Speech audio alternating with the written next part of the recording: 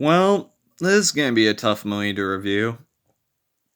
Mank, David Fincher's return after Mindhunter, is yet again another Netflix property. This is his first film after geez, what was his last film? It's been a really long time. Uh the reason I can't this is another one like She Dies Tomorrow where I'm not really sure whether I liked or disliked it. Uh And I went into this a little bit more in the Sound of Mel review, but I mentioned in the Sound of Mel review that the Sound of Mel movie, like, it didn't really hold your hand a lot, and it challenged you and it left you to figure things out for yourself, but it did in a way that gave you all the necessary pieces, and it did it in a way that was like genuinely good. This movie tries to do that, but it fails, and uh, the whole movie comes across as really forced and obvious, and honestly downright insulting at times. It condescends the audience very frequently. Basically, there are numerous scenes throughout the movie calling audiences morons uh, for things that the crew of movie makers do themselves, and I don't think it gives like audience members enough credit for like being as smart as they are, because uh we can do like a lot more than people working on films think we can do, and there's always like that.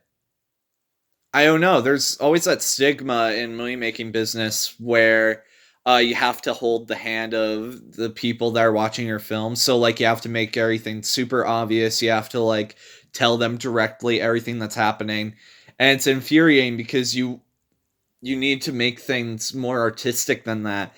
And the main thing that this movie I'd rather have learned was the art of subtlety, to make things more artistic that way. Stop making everything so obvious and stop laughing at its audience, because the audience is not going to like that. I was a part of the audience. So I don't like being made fun of. I mean, who does? And like usually I'm able to like step away from it and like, hey, I'm fine with being made fun of. It's just for an art of a joke. But like here it just feels kind of mean spirited and like there isn't really a point to it. Uh yeah, it's just odd. It just feels like it's pointing at other biopics and how based on true stories never accurate, and how like audiences never catch on, but audiences do catch on, and it makes you ask whether this movie is entirely accurate and what all is fictionized too. And like whenever they're talking about Citizen Kane, it makes you think that they're just talking about the movie you're watching, which is again obvious. So like the whole movie has a circular narrative, and they literally bring up the flaws of the movie you're watching within the mentioning Citizen Kane, which is really just bringing up all the lazy writing of the movie you're watching, mentioning how like the movie is super confusing with its structure, constantly jumping back and forth between all these years. So to hold your hand, they keep putting up all these labels of when you're in a flashback, what year you're in, all these like basically giving you the script of the movie you're watching. And it's like this is just all very unnecessary and like not very well done. Uh Another thing that bugged me was they really tried to make the movie seem old, kind of like when doing with this review here, and kind of like how with my Sound of Mel review, I made the sound cut in and out for that review. I'm making this review look black and white.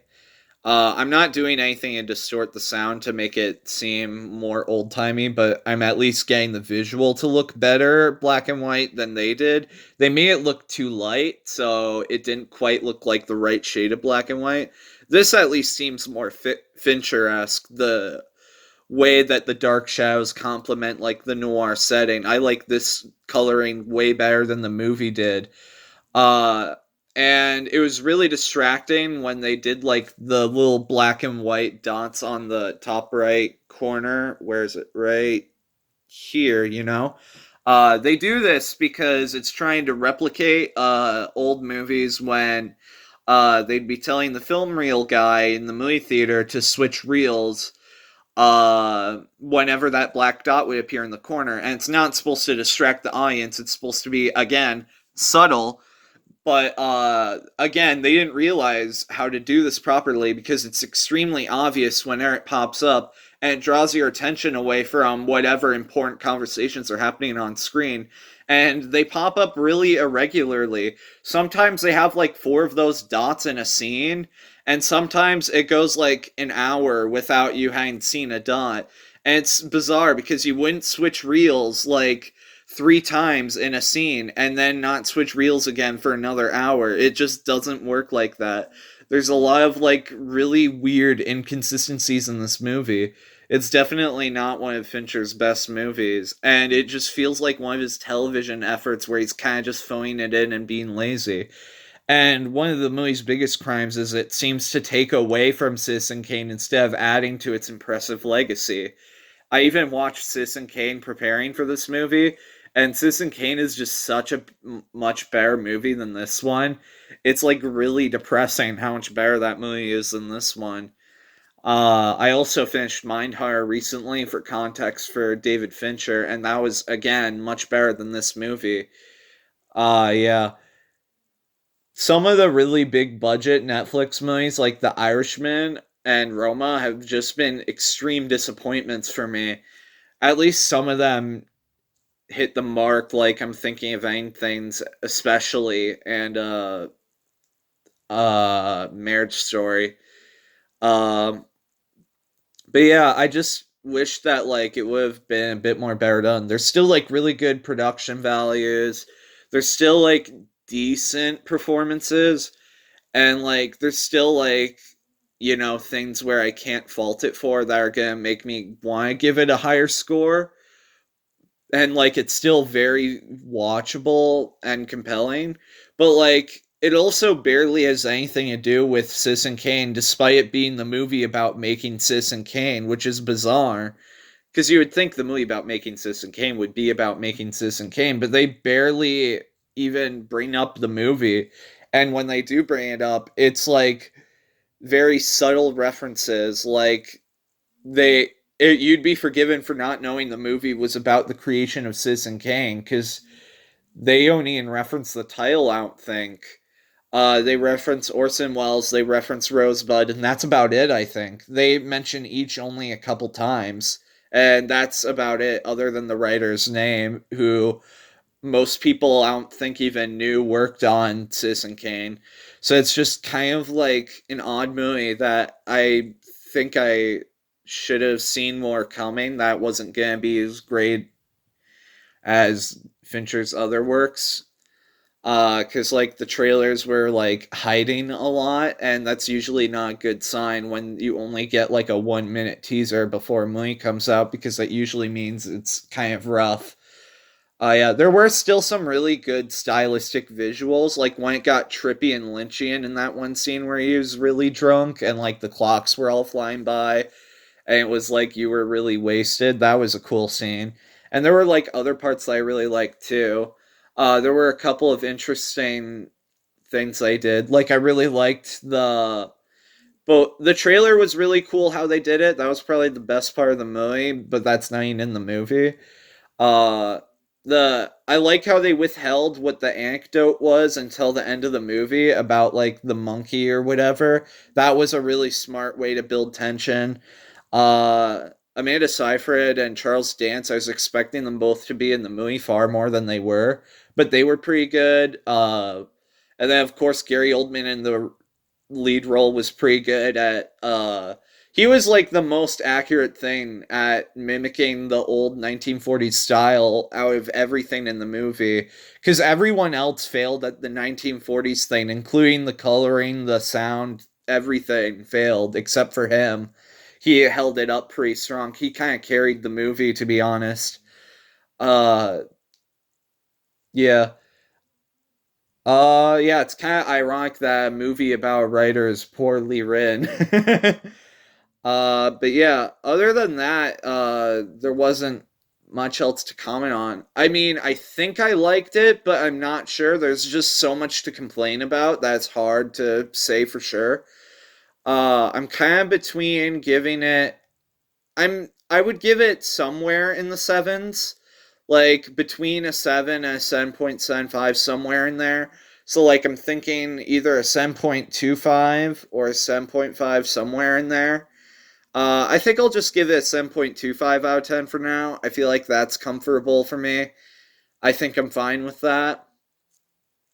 Just kind of a big disappointment, though. I totally get why I saw someone give it a 6 when I thought that was a little harsh before seeing the movie, but now I totally get it. Like, even like the production values couldn't really save it very much for me. But there was like a lot of redeeming values other than that. It's just really confusing to try to describe my experience for this movie because there's really a lot of confusing elements to unpack, and it's a very confusing movie. But it's like confusing and too obvious at the same time. It's so weird. It's a very weird movie to like even try to digest. It's like very pedestrian and in a very boring way because it's so much talking and not really anything happening. It's a hard movie to review because it's like I still don't know what I even think about it. It's just I'm processing a lot of things right now, like a lot of very different feelings. Because like part of me liked it, and then part of me was like that kind of sucked though. So I'm kind of really conflicted right now. Like I'm very much on both ends of the scale. So I'm not. Part of me wants to give it an A, and part of me wants to give it a 4. You know. I'm just like between those two, like trying to figure out how to balance that out. Uh, yeah, it's tough. It's tough. Yeah.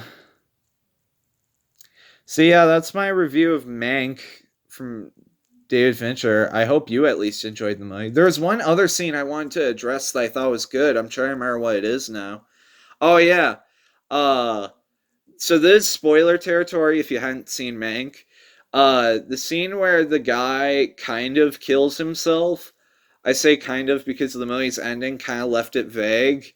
But like that was I literally thought of that before it happened. Like I was like, you know, he could still kill himself even after he gives you the bullets, and I was like, yep, uh-huh.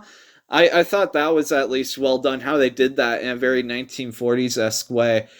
I just thought that if they were gonna go 1940s, they should have gone all out, like gone more indie with it. Like you could buy like older cameras and just like film it that way. I mean, they already kind of did it with like buying like the really cheap like monkey prop thing where it's just like a stick going up and down, and then they add like they sound effects in post like that. I liked that little detail where that made it feel like a much older movie. I wish they did more stuff like that to make it feel genuine and old, but they didn't. It just feels like a modern movie where they slapped on an old filter like this review. Get it?